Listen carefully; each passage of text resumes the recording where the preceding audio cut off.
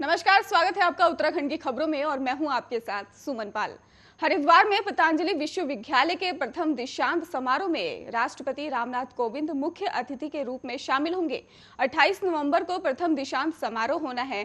पतंजलि विश्वविद्यालय के कुलपति आचार्य बालकृष्ण ने बताया है कि राष्ट्रपति रामनाथ कोविंद विद्यार्थियों को उपाधि और स्वर्ण पदक वितरित करेंगे। आचार्य बालकृष्ण ने बताया कि कार्यक्रम में राज्यपाल सेवानिवृत्त ले जनरल गुरमीत सिंह, केंद्रीय शिक्षा मंत्री धर्मेंद्र प्रधान और मुख्यमंत्री पुष्कर सिंह धामी, उच्च शिक्षा मंत्री डॉक्टर धन सिंह रावत समेत कई वरिष्ठ लोग मौजूद रहेंगे। और उन्होंने ये भी बताया है कि दीक्षांत समारोह को सफल बनाने के लिए विश्वविद्यालय प्रबंधन तैयारियों में जुट गया है। जिला पुलिस प्रशासन भी राष्ट्रपति के दौरे को लेकर तैयारियों में जुटा हुआ है। इससे पहले राष्ट्रपति कोविंद आपको बता दें कि अक्टूबर 2019 में भी हरिद्वार गए हुए थे और उन्होंने पत्नी सविता कोविंद के साथ हरिद्वार के कनखल में मौजूद हरिहर आश्रम में पहुंचकर श्री पारदेश्वर मंदिर में ही पूजा अर्चना और रुद्राभिषेक किया था। और इस दौरान जूना अखाड़े के आचार्य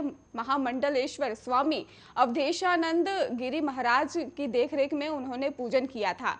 आपको ये भी बता दें कि राष्ट्रपति रामनाथ कोविंद भी रुड़की के दीक्षांत समारोह में भी बतौर मुख्य अतिथि के रूप में पहुंचने वाले हैं। राष्ट्रपति रामनाथ कोविंद ने संस्थान में सर्वाधिक CGPA प्राप्त करने वाले, कई गतिविधियों में सर्वश्रेष्ठ प्रदर्शन करने वाले और उत्सुक शोध कार्य करने के 9 छात्रों को मेडल से सम्मानित भी किया था। इतना ही नहीं, आपको बता दें कि 2029 में भी छात्र छात्राओं को उपाधि प्रदान की गई थी।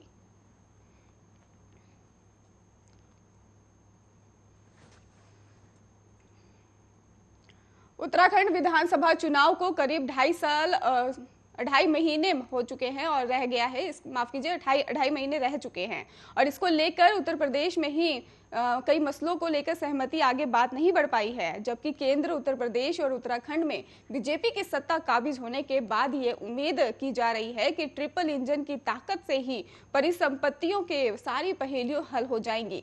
ये संयोग ही है जो उत्तर प्रदेश की कमान योगी आदित्यनाथ के हाथों में है, जो उत्तराखंड मूल के है। और लखनऊ को 2 दिवसीय दौरे पर किए गए मुख्यमंत्री पुष्कर सिंह धामी का यूपी के मुख्यमंत्री से मुलाकात का कार्यक्रम है।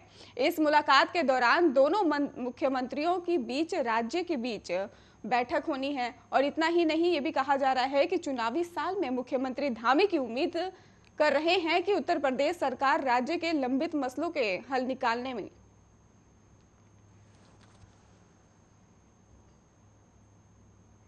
अगले साल होने वाले उत्तराखंड विधानसभा चुनाव में बंगाली समुदाय के असहमियत को समझते हुए बीजेपी उन्हें रिझाने में कोई कसर नहीं छोड़ रही है।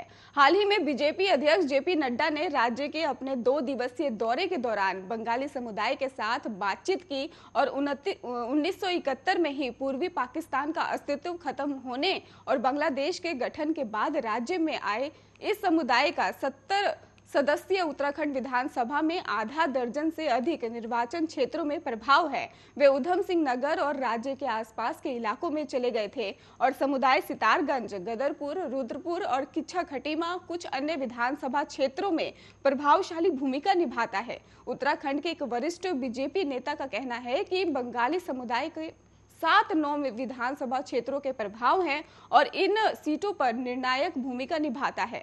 उन्होंने कहा कि इन विधानसभा क्षेत्रों में किसी भी उम्मीदवार या राजनीतिक दल का चुनावी भाग्य बंगालियों द्वारा तय किया जाता है।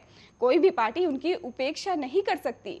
हम अगले साल के विधानसभा चुनाव के बाद लगातार दूसरी बार सरकार बनाने के लिए उनका समर्थन जीतने की कोशिश कर रहे हैं। पार्टी के एक अन्य नेता ने कहा कि राज्य में आगामी चुनाव में मिशन 60+ हासिल करने के लिए बीजेपी को उत्तराखंड में व्यापक जीत के साथ साथ इन सभी सीटों को जीत हासिल करने की जरूरत है। उन्होंने कहा कि वर्तमान में ज्यादातर सीटें बीजेपी के पास हैं और मिशन 60+ को हासिल करने के लिए इसे विधानसभा क्षेत्रों को बनाए रखने की जरूरत है।